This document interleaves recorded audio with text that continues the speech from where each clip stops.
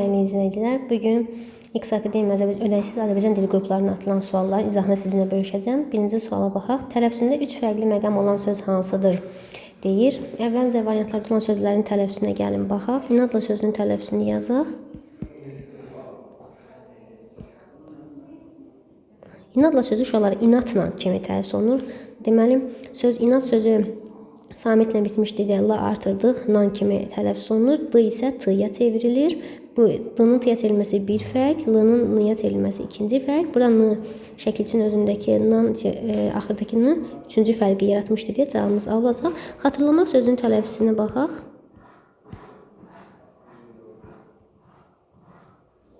Ay üzrü sayın,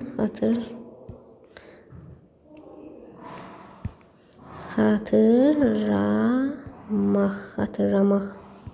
Burada uşaqlar q x-ya çevrilmişdir. Sözün sonunda təkrarlanıb deyə.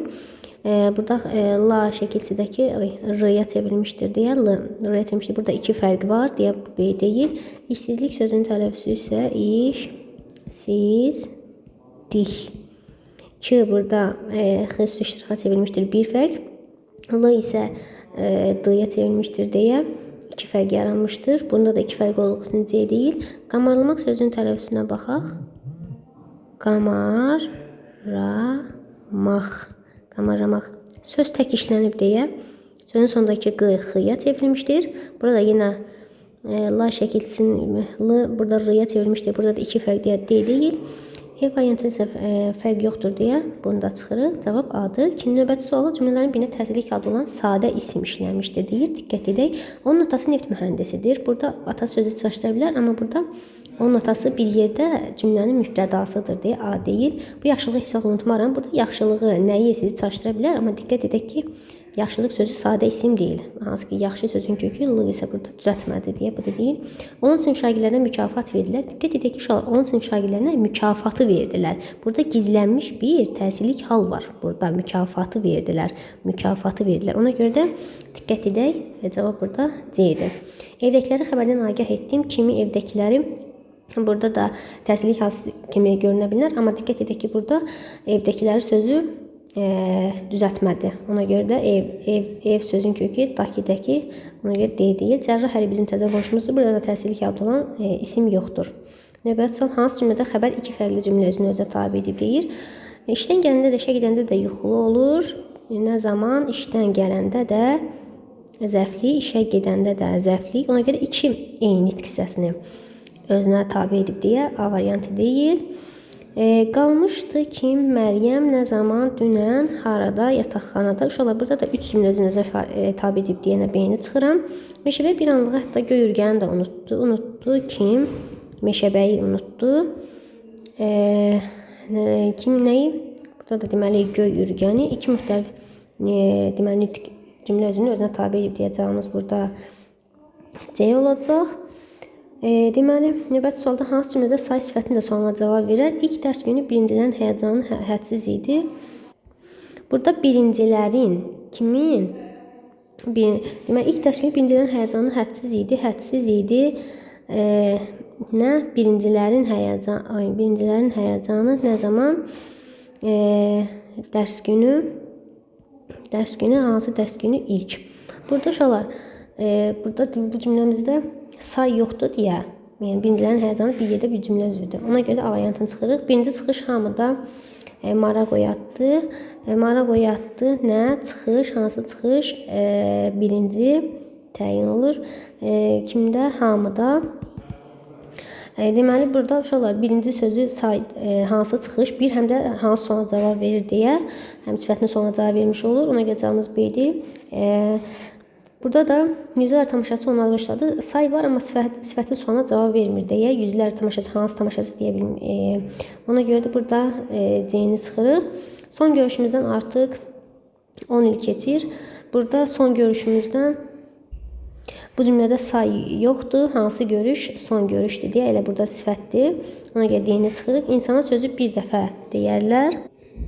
Bu cümlədə də bir dəfə hansı ki zərflikdir. Ona görə də çünki feilin yanında işlənib. Bu cümlədə də say yoxdur.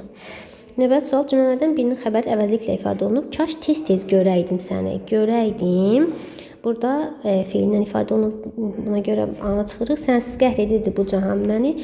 Burada da qəhr edirdi. Ona görə də beyni çıxırıq.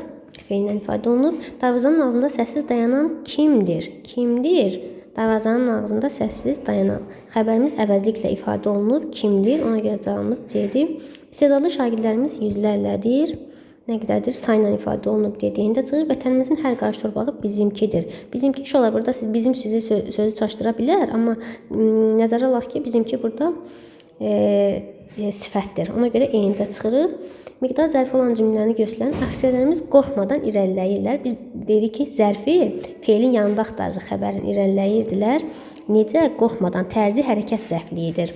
Ona görə A-nı çıxıram. Kəndə axşam çatacaqsan. Nə zaman? Axşam. Ona görə də B-nidir. Miqdar zərfi deyil. Burada zaman zərfidir. Çox adam çox iş görər. Uşaqlar burada çox iş görər sizi çaşdıra bilər. Amma hansı biz nə dedik? Zərf feilin yanında işlənir. Burada çox ismi yanında işlənib deyə saydı. Ona görə də C-də zərf yoxdur. Bu sözləri dəfələrlə demişdir.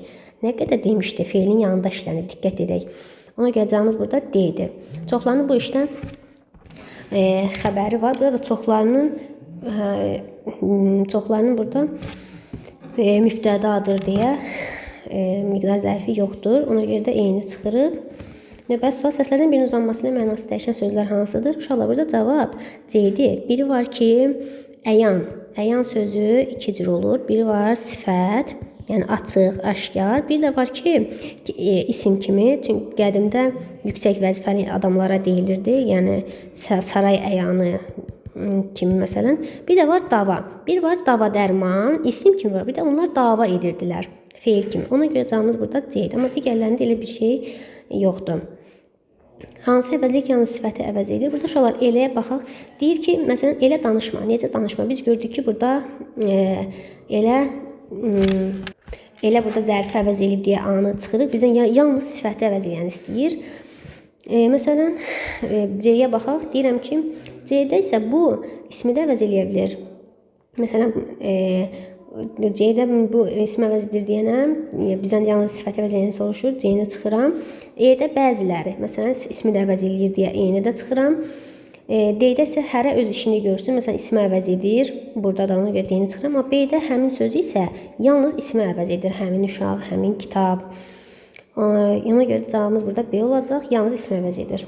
Növbəti sual ölümsüzlük sözü ilə bağlı yanlış fikir müəyyən edin. Əvvəlcə uşaqlar belə bir sizə sual veriləndə əvvəlcə sözün tələffüzünü yazmalısınız.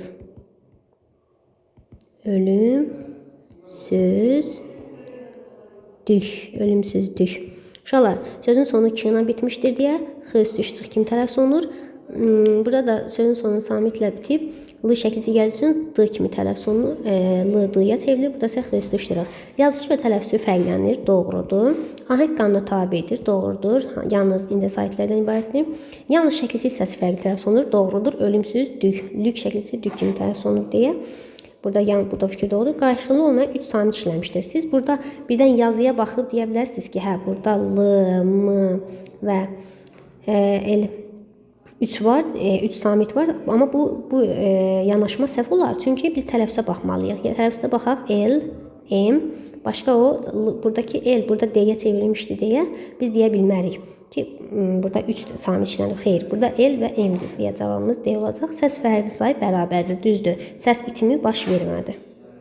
Məntiqi ardıcıl təmamlayın deyir. Sənətkar və sahibkar. Sahibkar nitq hissəsi baxımından isimdir uşaqlar. Ona görə də burada variantlarda tələfkar, fitnəkar, davakar, füsunkar hamısı birlikdə sifətdir. Diqqət edək. Tələfkar insan, fitnəkar insan, davakar insan, füsunkar iş falan. Amma bəstəkar burada isə isimdir. Ona görə də cavabımız ismi davam elətdirən isim. Bu da isim olduğu üçün məntiqi ardıcıllığı A variantı davam etdirir. Sağ olun.